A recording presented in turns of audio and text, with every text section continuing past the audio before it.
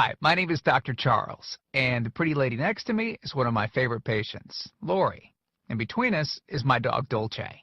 Now, I've got somewhat of an unusual weight loss tip to share with you today. A tip that's been right under our noses our whole life. Literally. It's also one of the most important tips that I've shared with my patients in the clinic here in Fishers, Indiana. It's a very simple tip that could help you quickly lose 1 to 2 inches from your belly in under a week. Now, I need you to listen very closely. This video contains one of my biggest fat-burning secrets. And I don't know how long this video will be up, so please be sure to watch it from beginning to end while it's still here. Okay, so you're probably thinking to yourself, listen, I've tried every diet known to man. I've given it my all, and it just keeps coming back. Well, let me stop you right there. This is not some magical weight loss pill. It has nothing to do with that crazy acai berry garbage or any special weight loss drops or any of the other incredibly scammy weight loss gimmicks that we see all over the internet these days. In fact, these tips date all the way back to the 1950s and help explain why the majority of all Americans are now considered obese. And no, it might not be because we eat too many bad foods. I'll show you how you should be able to eat some bad foods and still lose weight. Hey, believe it or not, it's not your fault. But before I get into the specifics, let me quickly tell you a little bit about myself.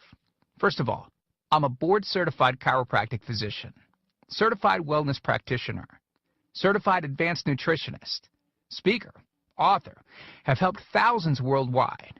One more thing, before we go any further, let me tell you about someone that I'm extremely proud of, a patient of mine named Lori.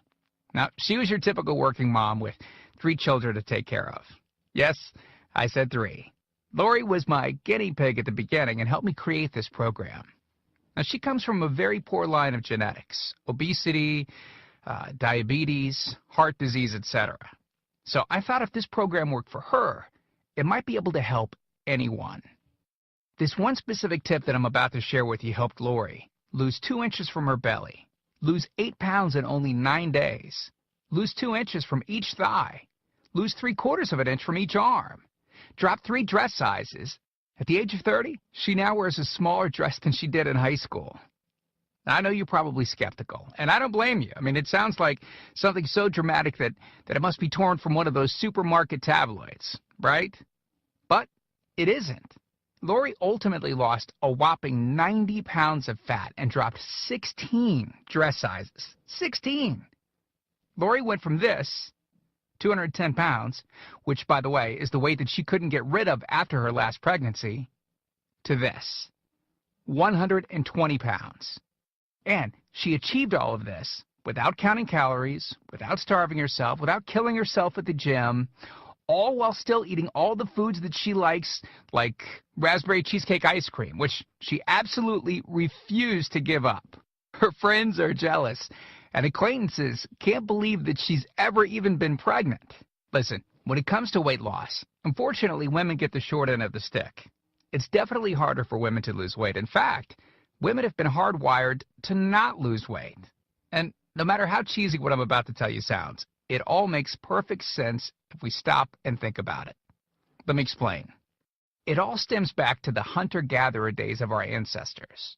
Men weren't built for fat storage at all. Men were built to be lean and fast to hunt food. How men can even accumulate fat at all goes completely against our genetics. On the other hand, women were built for fat storage to be able to survive and care for children during famine.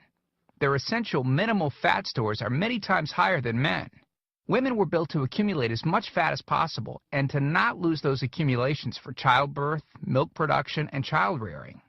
Now, unfortunately, we've been built to survive, not to look good.